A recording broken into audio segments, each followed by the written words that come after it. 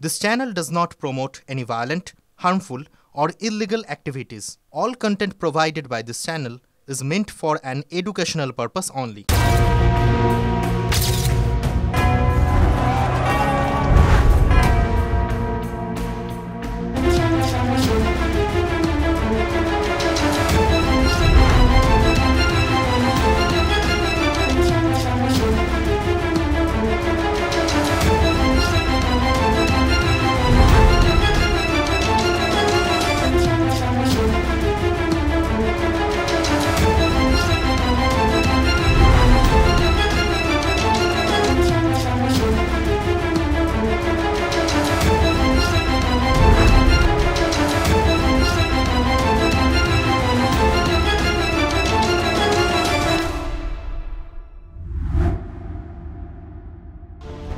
নমস্কার, দেখছেন TV9 বাংলা। আপনাদের সঙ্গে রয়েছি আমি তন্নিষ্ঠা। শুরু করছি আজকের হটস্পট। আজ এই মুহূর্তে রয়েছে আমি ব্রিগেড প্যারেড গ্রাউন্ডে। এই ব্রিগেড প্যারেড গ্রাউন্ডে যদি আমি একটু 53 বছর আগে ফিরে দেখি, তাহলে এই ব্রিগেড প্যারেড গ্রাউন্ডে সেদিন তিল ধারণের জায়গা ছিল না, কারণ সেই দিনটা ছিল ইতিহাসের কাছে, ইতিহাসের পাতায়, ব্রিগেডের ইতিহাসে অত্যন্ত গুরুত্বপূর্ণ একটা দিন। জানেন তো, ভারতবর্ষকে সেদিন ধন্যবাদ জানিয়েছিলেন বঙ্গবন্ধু বাংলাদেশের স্বাধীনতার জন্য। শুধুমাত্র ভারতবর্ষকেই নয়, ভারতবর্ষ সরকারকে, বাংলাকে ধন্যবাদ জানিয়ে তিনি বলেছিলেন, এই ভারতবর্ষের ঋণ বাংলাদেশ কোনো দিন শোধ করতে পারবে না।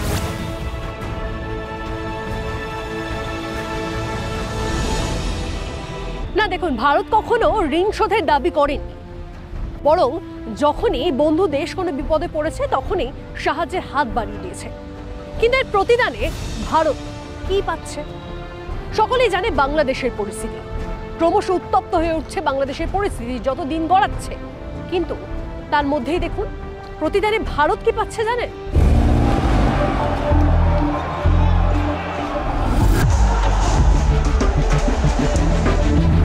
ভারত বিরোধিতা ক্রমশ যেন সেখানে বেড়ে উঠছে। তার পাশাপাশি স্লোগান উঠছে ভারত বয়কটে। বাংলাদেশের যে ছাত্র আন্দোলন, সেই আন্দোলনে ভারত বিরোধী স্লোগান কেন উঠেছিল? এই প্রশ্নটা শুরু থেকেই ছিল। দেখুন, বাংলাদেশের সরকারের কোনো নীতির বিরোধিতা করার মাধ্যমে বা করার সময় কেন ভারতকে নিয়ে তখন একটা বিরোধিতার স্লোগান উঠেছিল, সেই বিষয়টা বোধহয় এখন আরো ভীষণভাবে পরিষ্কার হয়ে যাচ্ছে, তাই না? যে ছাত্র আন্দোলনের আড়ালে ঠিক কি চলছিল।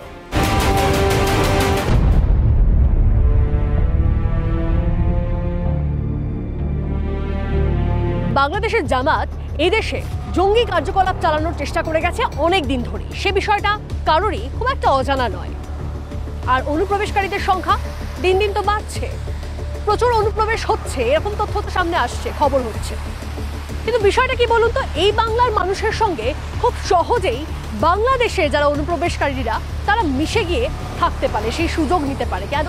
কারণ বাংলাদেশের মানুষের সঙ্গে এই বাংলার মানুষের খুব একটা ভাষাগত বা পোশাক আশাকের দিক থেকে পার্থক্য নেই, চালচলনেরও খুব একটা বিশেষ সেভাবে ফারাক বোঝা যায় না, এবং সেই সুযোগটা নিয়েই অনুপ্রবেশকারীরা মিশে যাচ্ছে এই বাংলার মানুষের সঙ্গে। কিন্তু আমার প্রশ্ন হচ্ছে একটা জায়গায়, যে যদি বাংলাদেশের ভারতের ওপর এত রাগ হয়, মানে যে রাগের বহিঃপ্রকাশ করছে এখন, যদি এত রাগ হয়ে থাকে, তাহলে সেই ভারতবর্ষে এসে বাংলাদেশের কিছু মানুষজন তারা কেন আশ্রয় নিচ্ছে?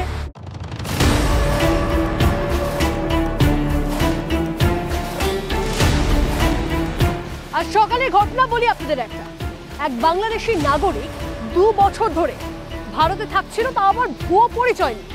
তাকে আজ ধরা হয়, তাকে আজ গ্রেপ্তার করা হয়। আপনাকে জানিয়ে রাখি, এই যে ব্যক্তি, তার আসল নাম সেলিম মাতব্বর, এবং সে একটা কোনো রাজনৈতিক দলেরও সদস্য, বিএনপি দলের সদস্য, এমনটাও জানতে পারা গেছে। এবং এই কথা খোদ জানিয়েছে সে। বিএনপি করো। আপনি কবে থেকে ছিলেন এখানে? কবে থেকে? 2023 থেকে। কোথায় ছিলেন এসে প্রথমে? কোথায় ছিলেন প্রথমে এসে? কোন সীমান্ত কোথায় ছিলেন এসে প্রথমে? কোথায় ছিলেন? নদিয়ার কোথায় ছিলেন? নদিয়ার কোথায় ছিলেন? কথা হচ্ছে, এই সেলিম মাতব্বরের মতো অনেক মাতব্বরই আছে সে দেশে, যারা ক্রমাগত আমাদের দেশকে, আমাদের ভারতবর্ষকে আক্রমণ করে যাচ্ছে।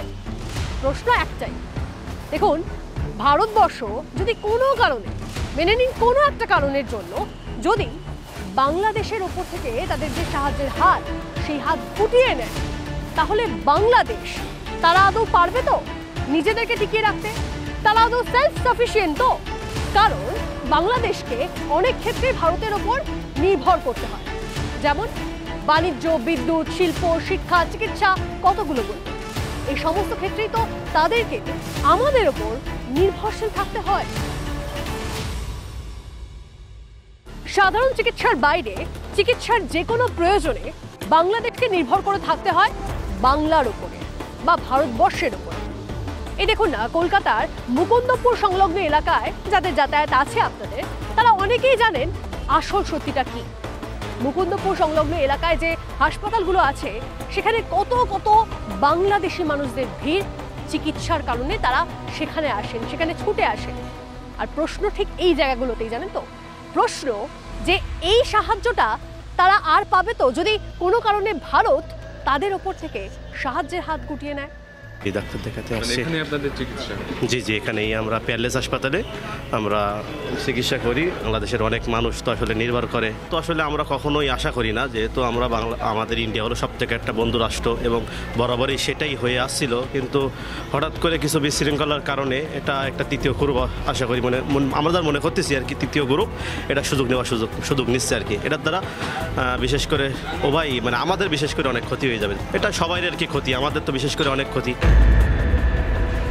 যারা বিপদে আছে তারা যাবে, কিন্তু বাকিদের চোখে ভারত বিরোধীদের পট্টি লাগিয়ে দিয়েছে সেখানকার মৌলবাদী শক্তি এবং সেখানকার হাতের পুতুল তত্ত্বাবধায়ক সরকার। বাংলাদেশে চিকিৎসা করাতে আসেন ভারতবর্ষে, শিক্ষার জন্য আসেন ভারতবর্ষে, ভারতীয়রা যান, কিন্তু অনেক বেশি বাংলাদেশি ভারতবর্ষে আসেন ব্যবসা বাণিজ্য, শিক্ষা, স্বাস্থ্য। ভারতবাসীর দায় পড়েনি, ভারতবর্ষের বিশাল বড় দেশ, বাসগুলোর টিকিট পাওয়া যায় না, বিমানের টিকিট পাওয়া যায় না। আচ্ছা, শুধুমাত্র তো চিকিৎসার জন্য নয়, উচ্চশিক্ষার জন্য অনেক পড়ুয়ারা ভারতের ওপর নির্ভরশীল। তাছাড়াও বাংলাদেশের যারা পড়ুয়ারা রয়েছেন তাদেরকে বৃত্তিও দেয় আমাদের ভারত সরকার। আর তারপরেও দেখুন, এটা হাস্যকর, জানেন তো। আর দুর্ভাগ্যজনকও বটে যে এরপরেও বাংলাদেশে যখন ছাত্র আন্দোলন হয়, তখন সেই ছাত্র আন্দোলনের মঞ্চ থেকে ভারত বিরোধী স্লোগান ওঠে, ভারত বিরোধী বয়কট, ভারতকে বয়কট করার ডাক ওঠে। অনেকটা ডিপেন্ড করে ইন্ডিয়ার উপরে বাংলাদেশ। হ্যাঁ, আমাদের উপরে তো ওরা ডিপেন্ড করে আছে, অনেকটাই হবে। কিছু বলার নেই, কারণ ওরা যেটা করছে, ওদের মধ্যেও ভালো খারাপের জ্ঞান আছে, ওরা বুঝে শুনে করছে। এবার বাকিটা আমাদের তো কিছু করার নেই, রাইট? আমরা বাংলাদেশে থাকি না, আর আমাদের মনে হয় না কিছু সেরকমভাবে ইম্প্যাক্ট পড়বে, যা পড়বে ওদের পড়বে। অত্যাচার কমানো দরকার এবং ওদের উচিত শিক্ষা দেওয়া দরকার। সে ক্ষমতা ভারতবর্ষে আছে, ভারত সরকার সেটা করা উচিত। শান্তির জন্য নোবেল পুরস্কার পেয়েছেন তাকে বাংলাদেশের মানুষ জানতেন গরিব মানুষের ব্যাংকার হিসেবে, গরিবের ব্যাংকার হিসেবে। আচ্ছা, মোহাম্মদ ইউনূস তিনি কি বাংলাদেশের যারা গরিবরা রয়েছেন তাদেরকে আদৌ শান্তিতে রাখতে পেরেছেন, শান্তি প্রতিষ্ঠা করতে পেরেছেন? ক্রমাগত ভারতের অবমাননা দেখে সোশ্যাল মিডিয়ায় কড়া সমালোচনা করেছেন বাংলাদেশের সাহিত্যিক তসলিমা নাসরিন। সোশ্যাল মিডিয়ায় লিখেছেন, যে মস্তিষ্কে ঘৃণা ঠিক করে সেই মস্তিষ্ক অসুস্থ মস্তিষ্ক।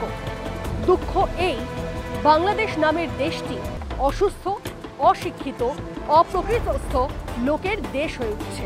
বিষয়টা কি জানেন? আমাদের দেশেও আন্দোলন হয়, সরকার বিরোধী আন্দোলন হয়, কিন্তু সেখানে কোথাও অন্য কোনো দেশের অপমান বা অবমাননা হয় না। আর তাই প্রশ্নটা যখন এবার আমাদের দেশের অপমানের, তখন রাজনীতিকে দূরে সরিয়ে রেখে শাসক বিরোধী সবাই একশো।